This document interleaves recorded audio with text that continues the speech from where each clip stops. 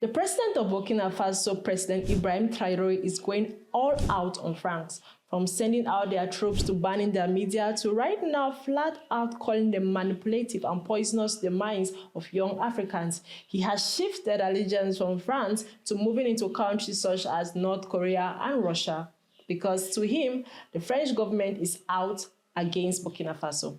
This day report, and I'm your Senegal Doris, but before I get into the video, make sure to like and subscribe to the Next Generation Media channel so you don't get to miss out on any of our subsequent videos. So, President Ibrahim Traore has divorced France and is looking to remarry into Russia. That's the best way I could put this. Okay, we have already covered episodes before talking about how he has been trying to cut off the influence of the French government on Burkina Faso, from sending out their troops to cutting off their media. He says their views and their media is really trying to poison the minds of the young Africans. And due to that, he has received a lot of backlash from the Western media, but a lot of praises from the Burkinabe people and other fellow countries and leaders from Africa. Now, he has decided to push closer to the Russian government and the North Korean government. He recently paid a visit to Russia to celebrate with them their 80th anniversary for their victory at the World War II. I don't know why there is such a thing as an anniversary celebrating World War II.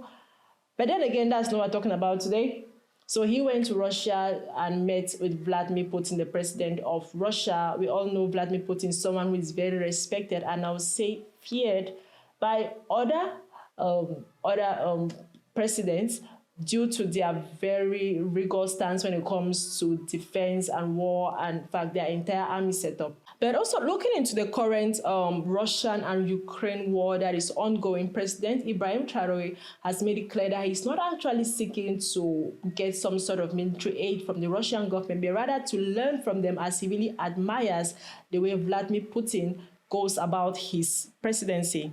An article from the News Arab stated this, saying that Traore said he will not ask for military aid from Moscow at a time when Russian forces are engaged in Ukraine.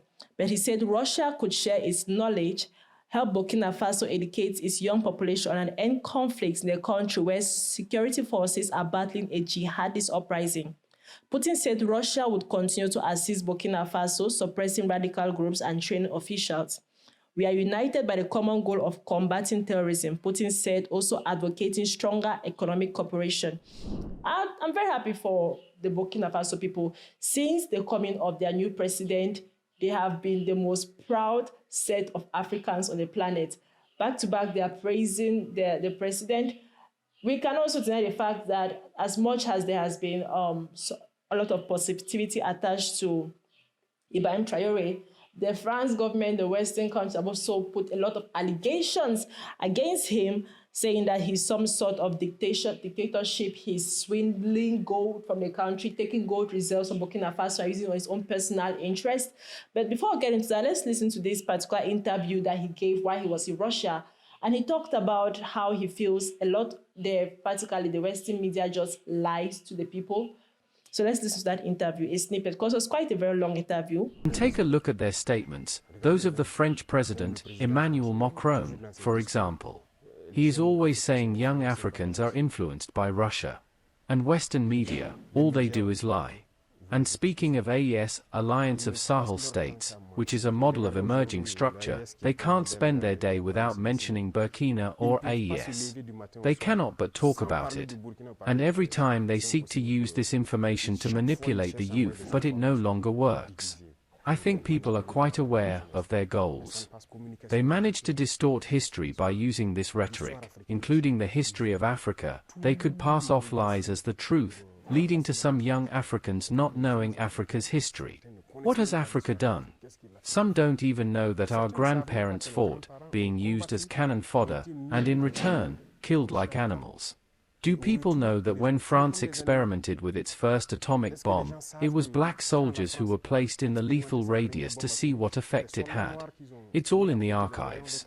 Everything they used against Africa is terrible. So there is all this that must be communicated for young Africans for them to learn it, because there are still many in the dark who continue to support the imperialists, believing what they say and do. Maybe because they're given something, I'm not sure. But Africa must learn its history, wake up. This is what we also fight for.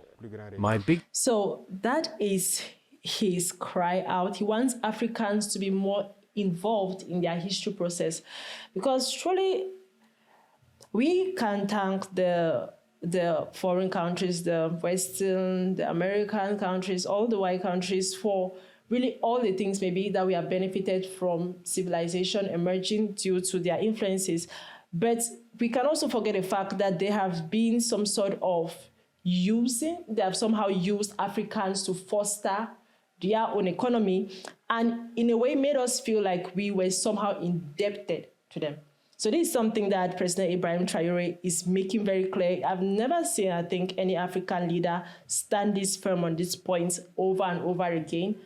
With all the assassination attempts to his life, I can definitely see that this man is somebody that is here to stay, because they have tried to kill him so many times. Many people are calling him a second Donald Trump because apparently he's here to make Burkina Faso great again. So right now he's being compared with one of the greatest two world leaders, that's Donald Trump and Vladimir Putin, because he's out for his country as nationalist. And with Vladimir Putin, he's not afraid to go out for a fight. And like I said, there are still a lot of allegations that are being leveled against him. We had this article from Tanti where they say Ibrahim Traore, like Trump, is a nationalist protectionist, make Burkina Faso great again. So down the article, there's somehow listing some of the things that the Western media, Western officials have accused him of. The article says, since seizing power in a 2022 coup, Traore's tenure has been enveloped in a fog of allegations. Western officials and media accuse him of at least half a dozen sins. We have siphoning Burkina Faso's gold for personal gain and to protect his junta, as one of U.S. general alleged, ruling as a dictator, crushing dissent and postponing elections indefinitely, corruption and greed, behaving like a classic warlord, enriching himself off the state, causing up to Russia and the Wagner mercenaries, after kicking out France forces, thus betraying the West, stifling the press and civil liberties, with reports of arrest of journalists and critics, destabilizing the region, inspiring coups, and undermining the fight against jihadist militants. Further goes on to say, yet inside Burkina Faso, a very different story is unfolding. To many Burkinabe, Traore is not the caricature of a power-mad despot in a palace. He's a young nationalist captain who still wears his faded military fatigues and lives on a humble soldier's wage. The idea is not power. That does not interest us, Traore insisted early on. We want to get our population out of this misery. His actions since have followed that ethos.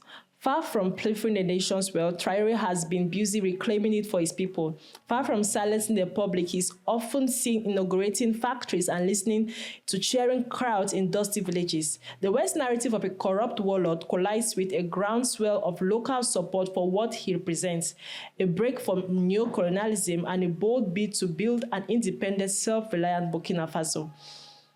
Honestly, I think it's very clear which side is telling the truth. But decide that for yourself. But I think we can all agree that if people who are outside of a country are saying your president is a tyrant, and who are in the country are saying we love him, we have found ourselves more developed, more proud of ourselves since he came to power, what are you going to believe? Naturally. So the Western media might have a whole lot of hold on media in general, but they cannot shut down the voice of all the Burkina people who are inside the country itself saying we love what he's doing and he is doing the best for us. So once again, I guess the world is left in awe at the courage, the resilience of President Ibrahim Traore. He's doing a marvelous job. I think every single African leader right now is looking up to him and very, very inspired by his courage. And right now, we can only but wait to see what he has to do next for Burkina Faso. But that's all for the video, guys. Let me know how you feel about this particular issue. Do you believe the Western media is poisoning the minds of young Africans? Drop your comments down in the comment section below. But before you go, make sure to like and subscribe to the Next Generation Media channel so you don't get to miss out on any of our subsequent videos. Bye.